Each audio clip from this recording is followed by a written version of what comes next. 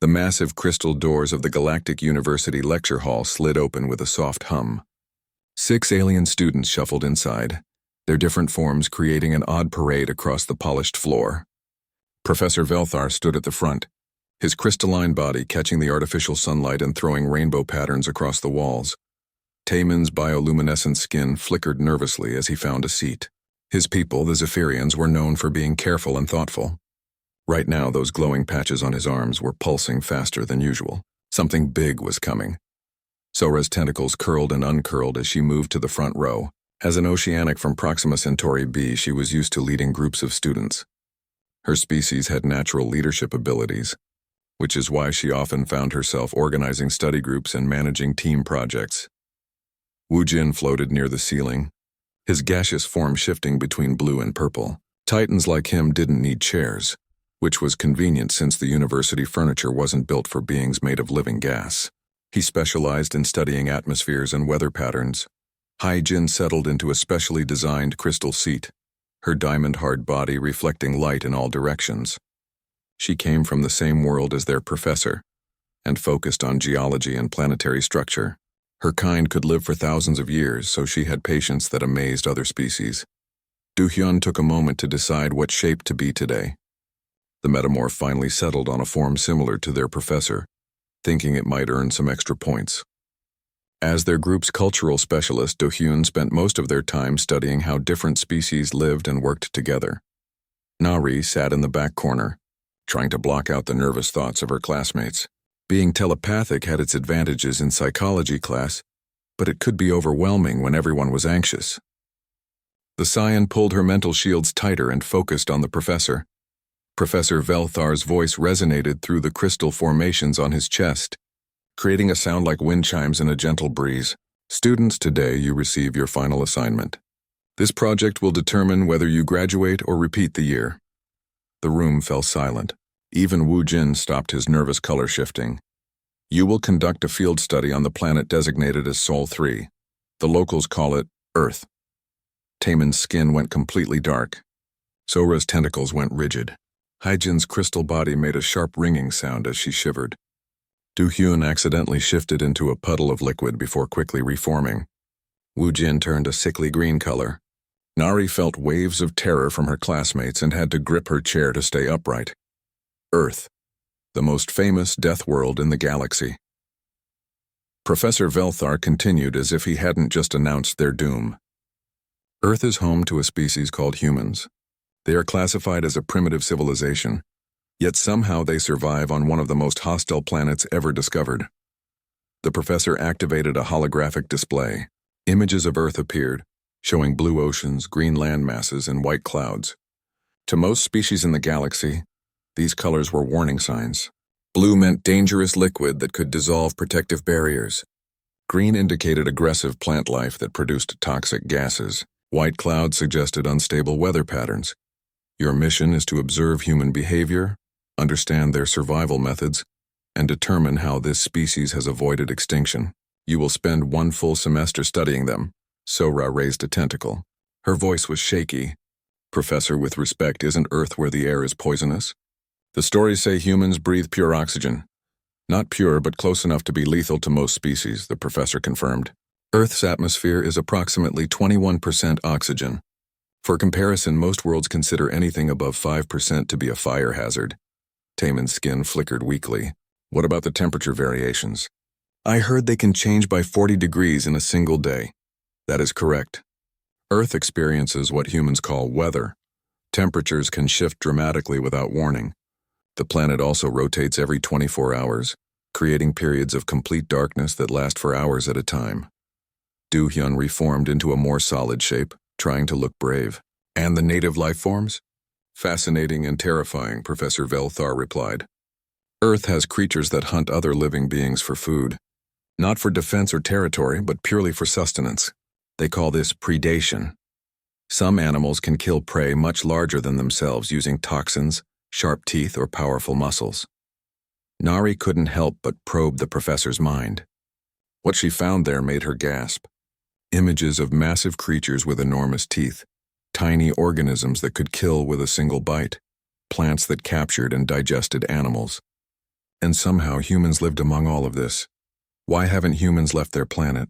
Wu Jin asked, his form turning a worried gray color. Surely they must want to escape such a terrible place. The professor's crystal body sparkled with what might have been amusement. This is what makes them so interesting to study. Not only do humans refuse to leave Earth, but they also speak of their planet with what can only be described as affection. They call it beautiful and home. Maybe they're too primitive to understand how dangerous it is, suggested Hyejin. Perhaps, or maybe they have developed survival traits we don't understand. This is what you must discover. Professor Velthar brought up another hologram showing their transport ship. You will travel to Earth's moon, where humans have built a research station. This will be your base of operations. The humans have agreed to let you observe them, though they don't fully understand why anyone would want to study their normal way of life. Taemin's skin was still dark with fear. What if we don't survive the assignment?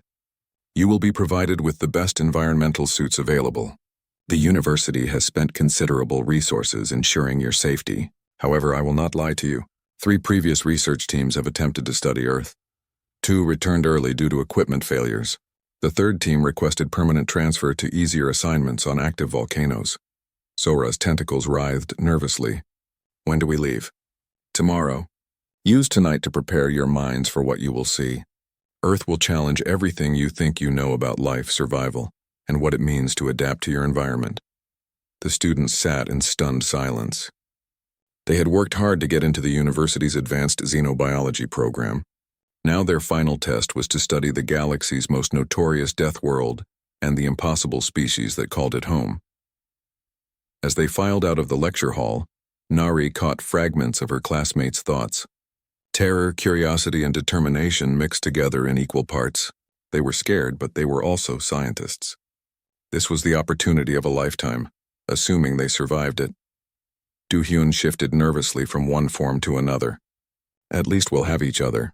Taemin's skin flickered with weak agreement. How bad can it really be?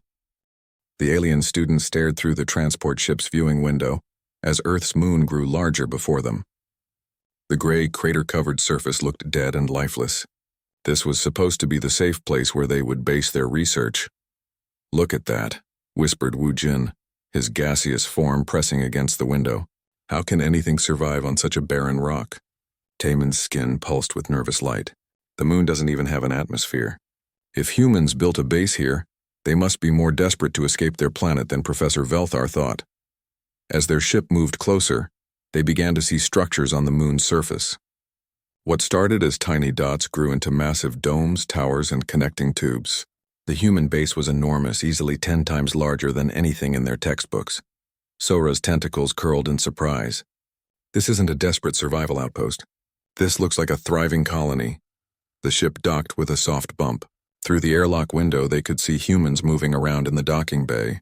The aliens checked their environmental suits one more time, making sure every seal was perfect. Even the slightest breach could be fatal in such a hostile environment. The airlock opened and Captain Lee Jae-sung stepped forward to greet them. He was tall by human standards, with short black hair and kind eyes. His movements were confident and relaxed, not at all like someone living in constant fear of his environment. "Welcome to Moonbase Alpha," Jae-sung said through the translation device attached to his uniform. "I hope your journey was comfortable." The students clustered together, their various forms creating a strange group behind their protective gear.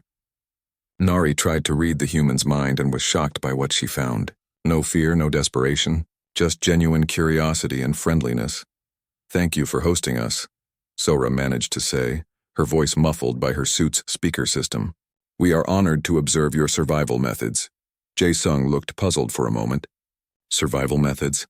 Oh, you mean how we live here on the base? It's pretty straightforward, really. Would you like a tour?" The captain led them through the base's main corridors. The students expected to see cramped spaces, minimal life support systems, and signs of desperate resource conservation. Instead, they found wide hallways, comfortable lounges, and what appeared to be recreational areas. "This is our main living section," Jae-sung explained, gesturing to a large open area filled with plants, comfortable seating, and humans engaging in various activities. "We keep it at standard Earth temperature and atmosphere for comfort." Hee-jin's crystal form resonated with shock. Through her suit's sensors, she could detect the environmental conditions. The temperature was warm enough to melt most crystalline beings. The oxygen levels were so high that her people's safety equipment was constantly warning her about fire hazards. They met Dr. Park Mi-young in the science section. She was a xenobiologist, which meant she studied alien life forms. Her enthusiasm was obvious as she shook hands with each student, a human gesture that seemed both primitive and oddly welcoming. "I'm so excited to finally meet representatives from your species," Mi-young said. "We've been curious about galactic civilization for years. Tell me, what do you think of our little base here?" Do-hyun shifted uncomfortably in their suit. "It's much larger than we expected for a survival outpost." Mi-young laughed, a sound that the aliens found both musical and slightly disturbing. "Survival outpost? Oh no, this is just our research facility. We study space, conduct experiments, and use it as a jumping-off point for missions to Mars and the asteroid belt." "Mars?" Taemin's skin went completely dark with horror. "You mean you visit other death worlds voluntarily?" "Mars isn't so bad once you get used to it," Jae-sung said casually. "A bit cold and dusty, but the low gravity is fun. Some of our staff prefer it to Earth." The students exchanged glances through their helmet displays. These humans spoke of visiting multiple hostile worlds like it was a hobby. Engineer Kim Sang-ho joined them next. His hands were stained with what looked like mechanical lubricants, and he wore clothes that seemed designed for hard physical labor. This, the students thought, was more like what they expected from Deathworld survivors. "Sorry I'm a bit messy," Sang-ho said cheerfully. "I was just finishing repairs on the primary atmospheric processor. We had a small leak in Section 7. "A leak?" Sora's tentacles went rigid with terror. "In your life support system?" Sang-ho nodded. "Nothing serious. Happens every few months. The equipment here takes a beating from the temperature changes and radiation, but it's nothing compared to the conditions back home in Australia." Wu Jin's form turned pale yellow with confusion. "Your home is worse than this." "Well, Australia can get pretty hot in summer," Sang-ho said with a grin. "And there are more dangerous animals there. Here on the moon, the biggest worry is making sure you don't trip in low gravity." The final member of their welcoming committee was Lieutenant Choi Yoon-ji, a security officer who had grown up in something called Siberia. She was smaller than the other humans, but moved with a confidence that made the aliens nervous. "Siberia," Yoon-ji explained when Do-hyun asked about her home, "is one of the colder regions on Earth. Winter temperatures can drop to -40 degrees Celsius." Hye-jin made a sound like breaking glass. -40 degrees was cold enough to shatter most crystal-based life forms. "How do you survive such temperatures?" asked Nari. "Oh, you just dress warmly and stay active," Yoon-ji said with a shrug. "My grandmother used to say that Siberian winters built character. She lived to be 96 and spent her whole life there." The students were beginning to realize that their assumptions might be wrong. These humans didn't seem like desperate survivors clinging to life.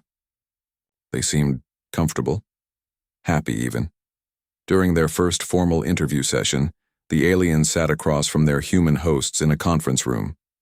The humans had provided chairs that accommodated their different body types, showing a consideration that surprised them. "Tell us about Earth," Sora said, her tablet ready to record everything. "What is it like to live on such a dangerous world?" The humans exchanged confused glances. "Dangerous?" Mi-young asked. "I suppose Earth has some challenges, but I wouldn't call it dangerous. It's actually quite beautiful." "But the toxic atmosphere," Taemin protested. "The extreme temperatures. The predatory life forms." Jae-sung leaned back in his chair. "I think there might be some misunderstanding here. Earth's atmosphere isn't toxic to us. We evolved there, and the temperatures are generally quite pleasant. Korea, where I'm from, has lovely seasons. Winter gets down to about -20, and summer reaches maybe 35 degrees. Students' recording equipment nearly overloaded from their simultaneous reactions of horror. Those temperature ranges would kill most galactic species instantly. Do-hyun managed to say, "Really?" Sang-ho looked genuinely surprised. "I had no idea other species were so sensitive to temperature. In Australia, we consider that kind of variation normal. Makes life interesting." As the interview continued, a disturbing pattern emerged. Every time the aliens mentioned something they considered horrifically dangerous about Earth, the humans responded with casual acceptance or even fondness. "Predators? Oh, you mean wildlife. Yes, Earth has wonderful biodiversity. Poison-producing plants? You probably mean things like poison ivy or oleander. You just learn to recognize them as a child. Natural disasters, earthquakes, hurricanes, floods, they're just part of living on a geologically active planet. The students left the interview session in a state of shock. These humans weren't survivors of a death world. They were thriving residents of what they considered a pleasant, livable planet. Nari pulled her colleagues aside in their quarters that night. I read their minds during the interviews, she said quietly. They're telling the truth. They genuinely love their world. They miss it when they're away too long. Taemin's skin flickered weakly. Then either they're insane or we've seriously misunderstood something about Earth. Sora's tentacles writhed thoughtfully. There's only one way to find out which it is. The shuttle ride from the moon to Earth took 3 hours. The alien students spent most of that time checking and rechecking their environmental suits. Each suit was a masterpiece of galactic engineering, designed to keep them alive in conditions that would instantly kill most known life forms. Dr. Mi-young sat with them during the journey, wearing only a simple jumpsuit and breathing mask.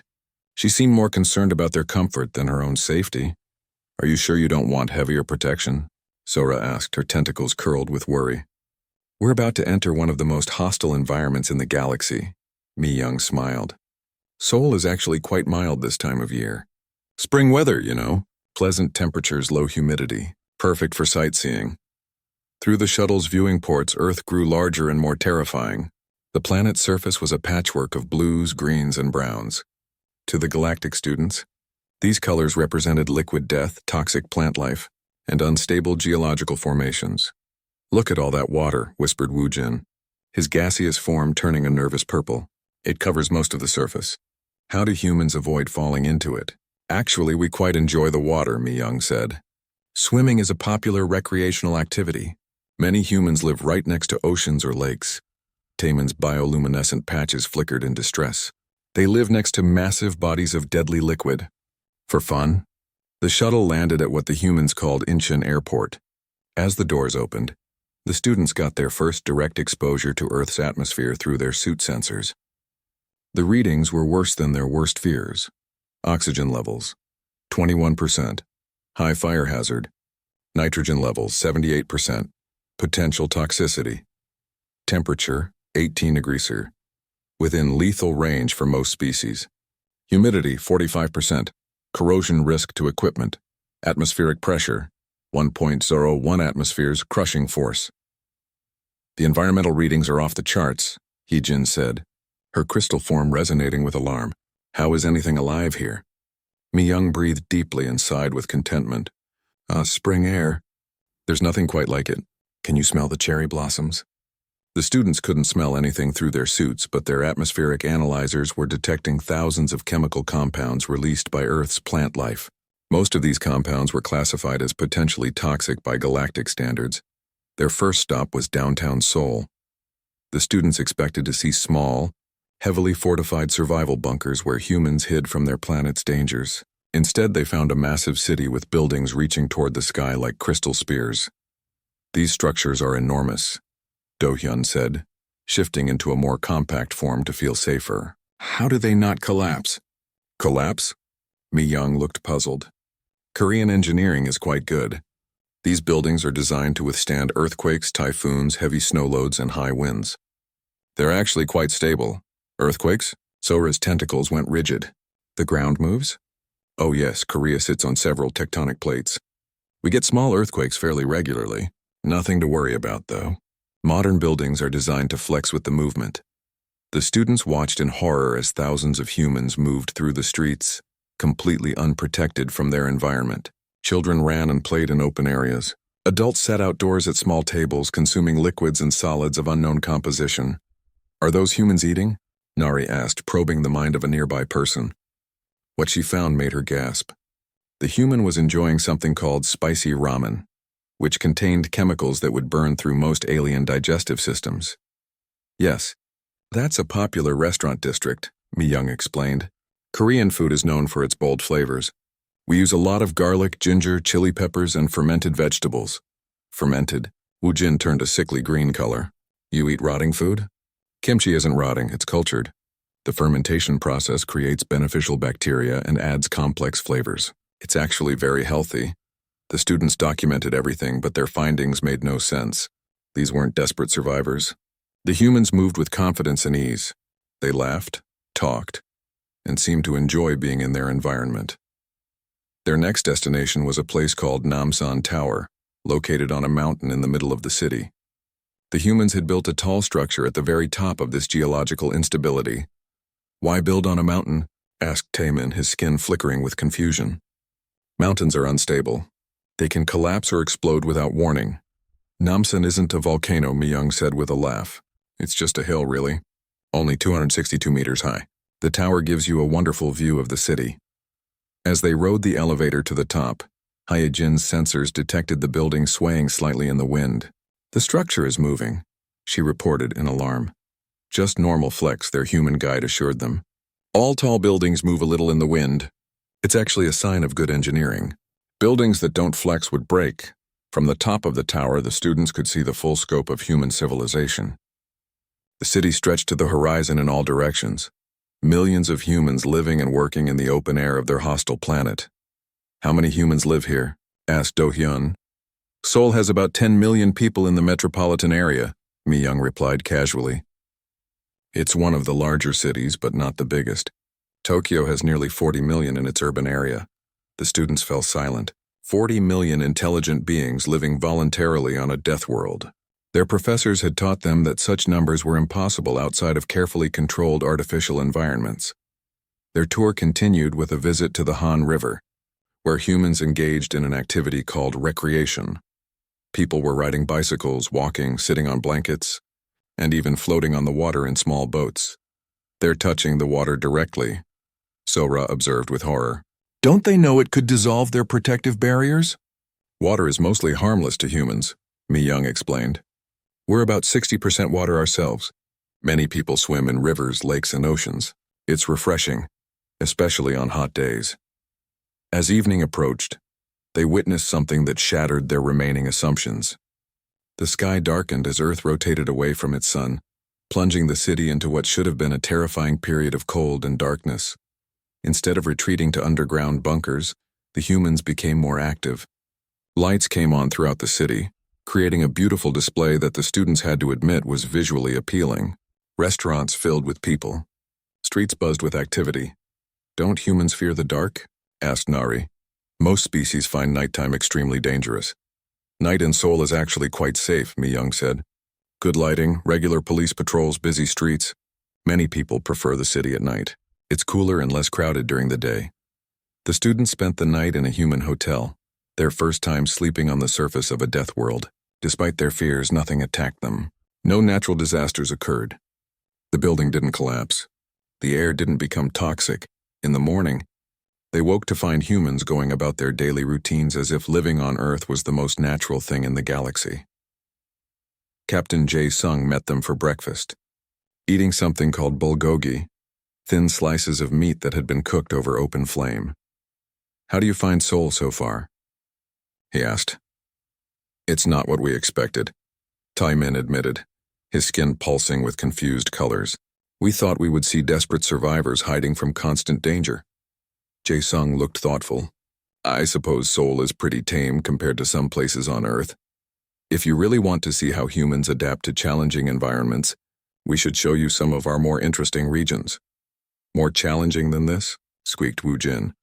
"Oh yes," Jae-sung said with a smile that the students were beginning to find deeply unsettling. "Seoul is considered one of the comfortable places to live. Wait until you see the countryside." The students realized with growing dread that their tour of the death world was just beginning. If Seoul was considered mild and comfortable by human standards, what did that say about the rest of Earth? Sora's tentacles curled tighter around her recording equipment.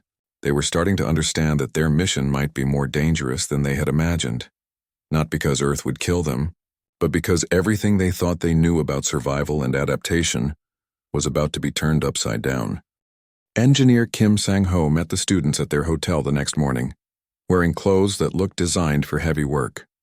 His smile was friendly, but there was something in his eyes that made the aliens nervous. "Ready to see some real nature?" he asked cheerfully. "I thought we'd start with something gentle, maybe the Amazon rainforest."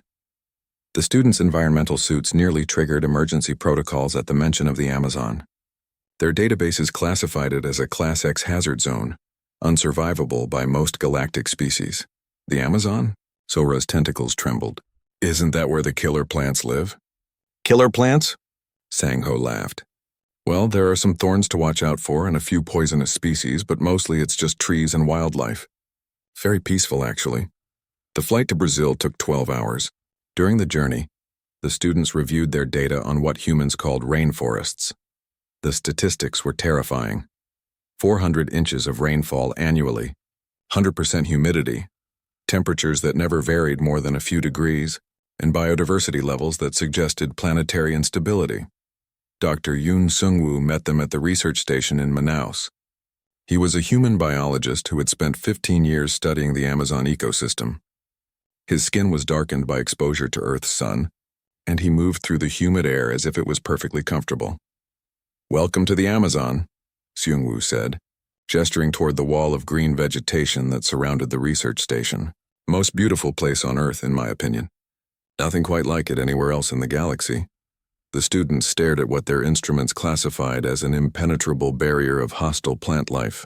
Trees rose hundreds of meters into the air, their canopy so thick that it blocked most sunlight from reaching the ground. Vines twisted around every surface. Strange sounds echoed from the depths of the forest. "How do you navigate through that?" asked Tai-min, his skin flickering with nervous colors. "Oh, there are paths," Seung-woo said casually. "And rivers, of course. The forest is actually quite organized once you understand the ecosystem. Would you like to take a walk?" The aliens exchanged horrified glances through their helmet displays. A walk through a Class X hazard zone.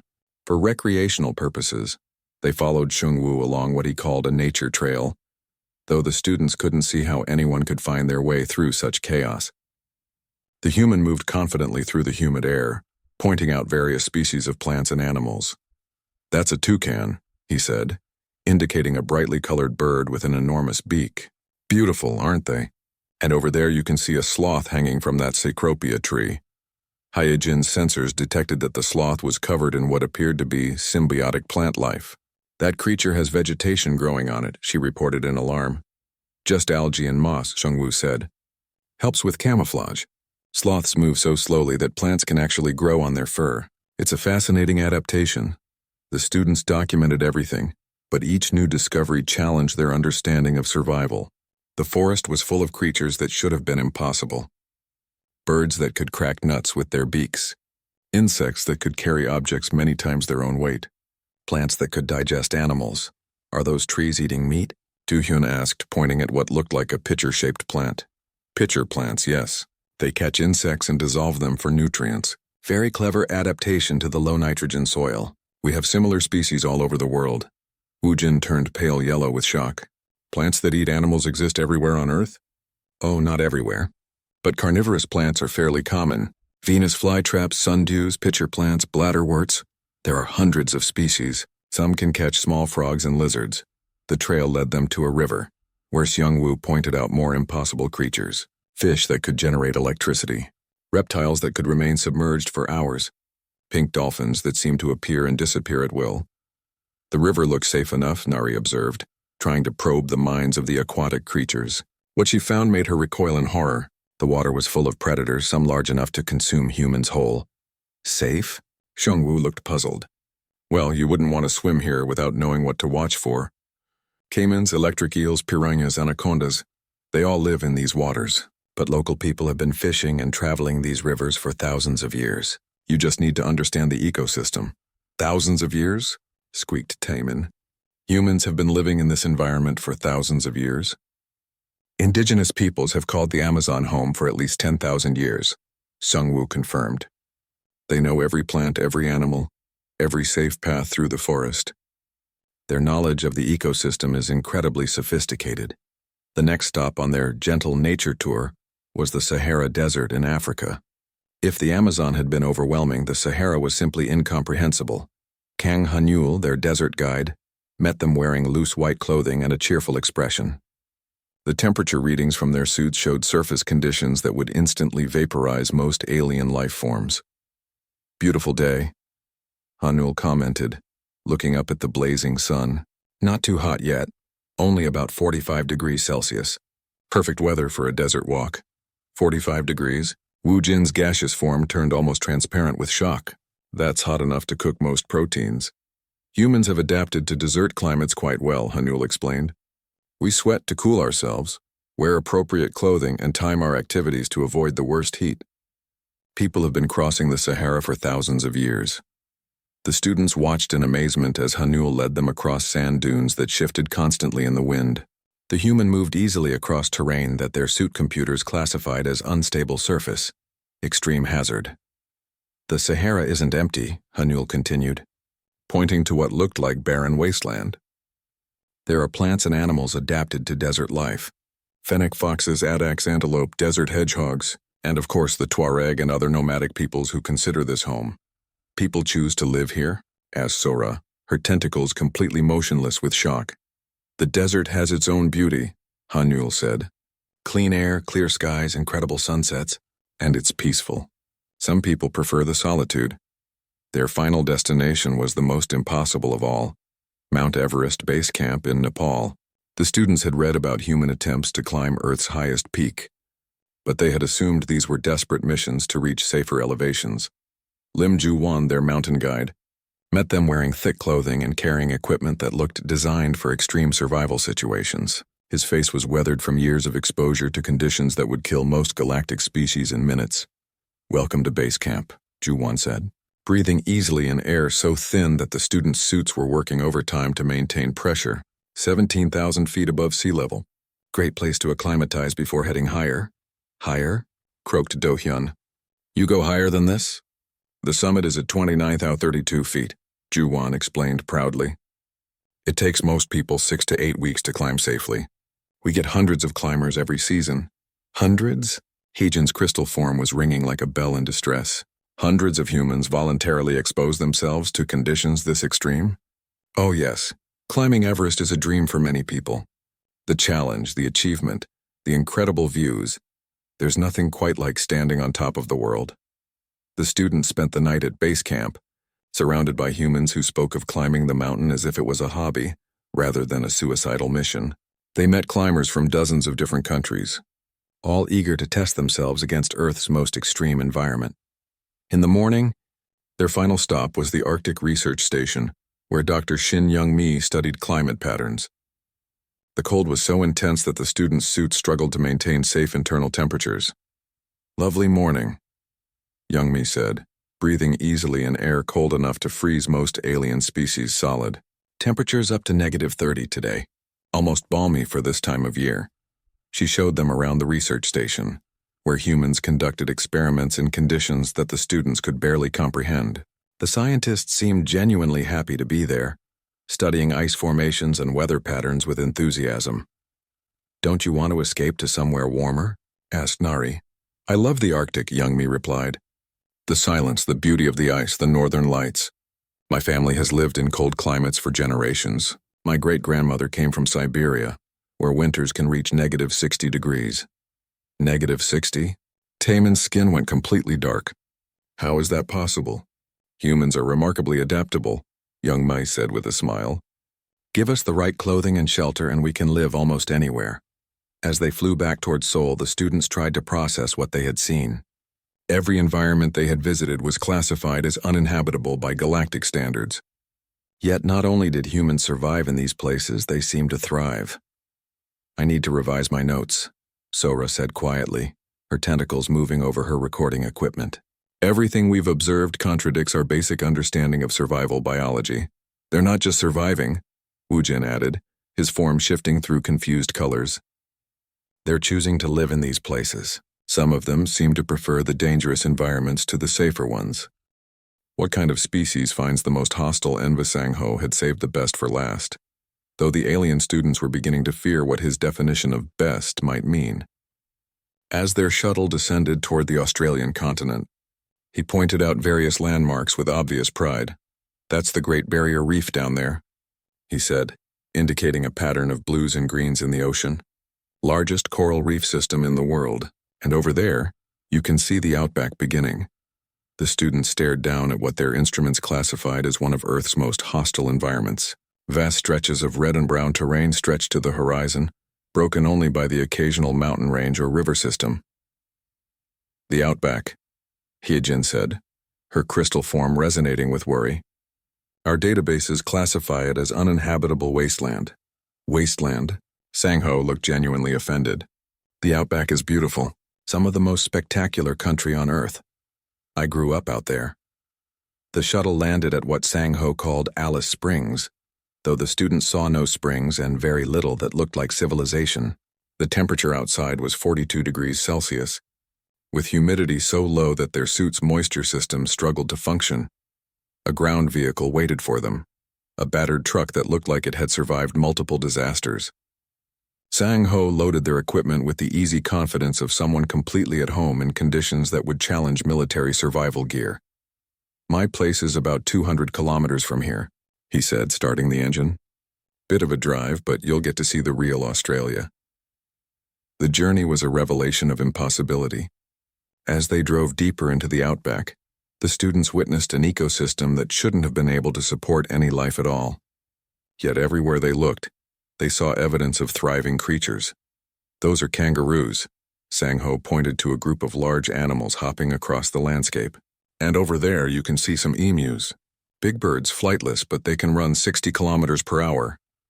The animals are enormous, observed Do-hyun, shifting into a more defensive form. Are they predators? Kangaroos are herbivores mostly. Emus too. Though you don't want to mess with a big male kangaroo if he's protecting his territory. They can kick hard enough to break bones. The students made careful notes. Herbivores the size of small vehicles that could kill with their feet. Another impossibility to add to their growing list.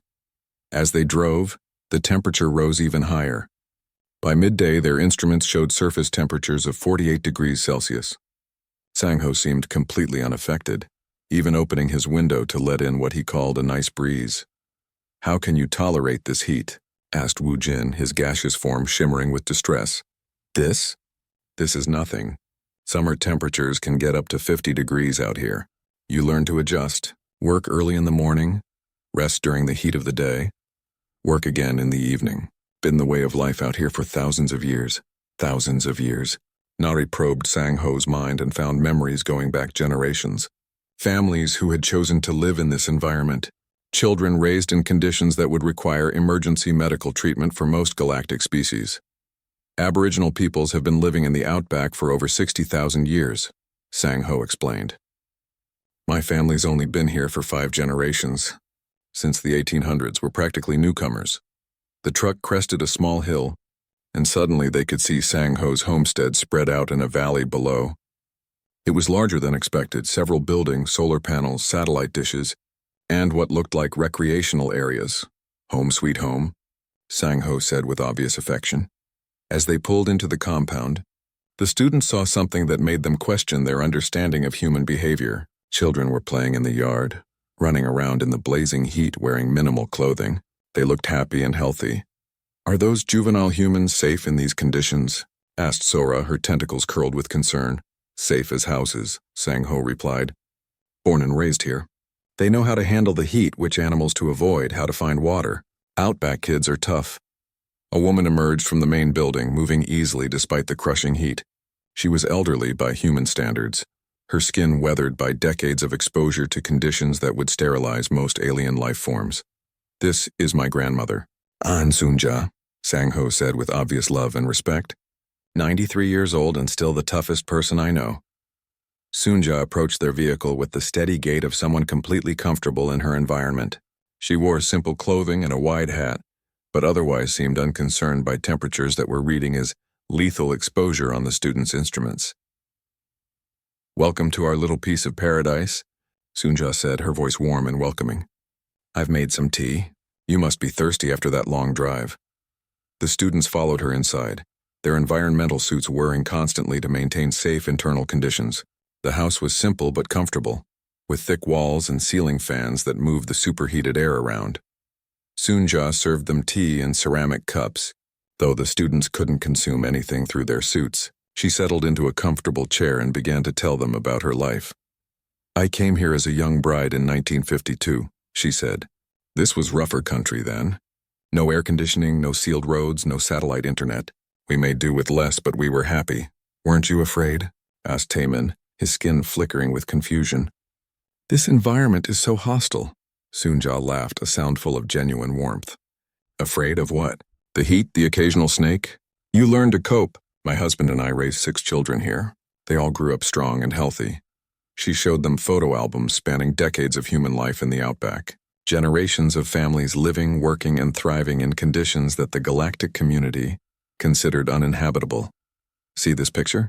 She pointed to a photo of children swimming in what looked like a muddy pond. That's during the big flood of '74. Water everywhere, roads washed out, but we made the best of it. The kids thought it was great fun. Floods? Do-hyun shifted nervously. You experience natural disasters regularly? Oh yes. Floods, droughts, bushfires, cyclones when they track inland. We had a big bushfire come through in '85. Lost some outbuildings, but the main house survived. We rebuilt and carried on. The students were beginning to understand that what they classified as natural disasters, humans treated as normal weather patterns to be endured and overcome. What about dangerous animals? Asked Hyejin. Well, you've got to watch for snakes, spiders, and crocodiles if you're near water, Soonja said matter-of-factly. Dingoes can be a problem if you're careless with food. And the drop bears, of course. The students' translation devices struggled with drop bears, but their biological scanners detected no such species. Soonja winked at Sang-ho. Just pulling your leg about the drop bears. But seriously, you learn what to look for and how to be careful. Most of the dangerous animals want nothing to do with humans anyway. As the day progressed, the temperature outside reached 51 degrees Celsius. The students' suits were operating at maximum capacity just to keep them alive. Yet the humans continued their normal activities. Children playing, adults working, everyone seeming completely adapted to conditions that would challenge spacecraft environmental systems. The worst part isn't the heat, Soonja mentioned casually. It's when the temperature swings. Can drop 30 degrees in a few hours if a storm comes through. That's when you really feel it. 30-degree temperature changes? Squeaked Woo Jin. In hours? Oh yes. Desert weather can be unpredictable. But you learn to dress in layers, keep spare clothes handy. Common sense, really. As evening approached, the temperature finally began to drop to what the humans considered comfortable, a mere 40 degrees Celsius. The family gathered on the porch to watch the sunset, a daily ritual that they clearly treasured. Look at that sky, Soonja said, gesturing at colors that ranged from deep red to brilliant gold.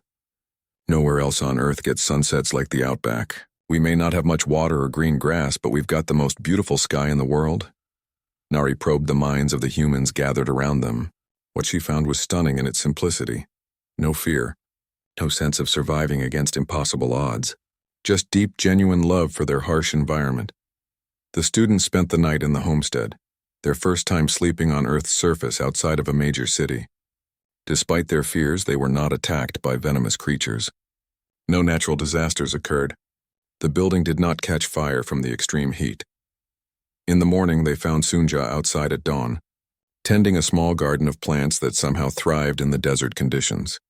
These are native species, she explained, adapted to the climate over millions of years, beautiful in their own way and useful too. This one produces edible fruit. That one has medicinal properties. The students realized they were looking at an ecosystem that had evolved to thrive in conditions they considered uninhabitable, and humans had learned to thrive alongside it. As they prepared to leave, Soonja packed them a lunch for the journey back to Alice Springs. Come back anytime, she said. There's always room for visitors in the outback, and next time maybe you can stay longer. I'd love to show you the cave paintings. Some of them are 40,000 years old. During the flight,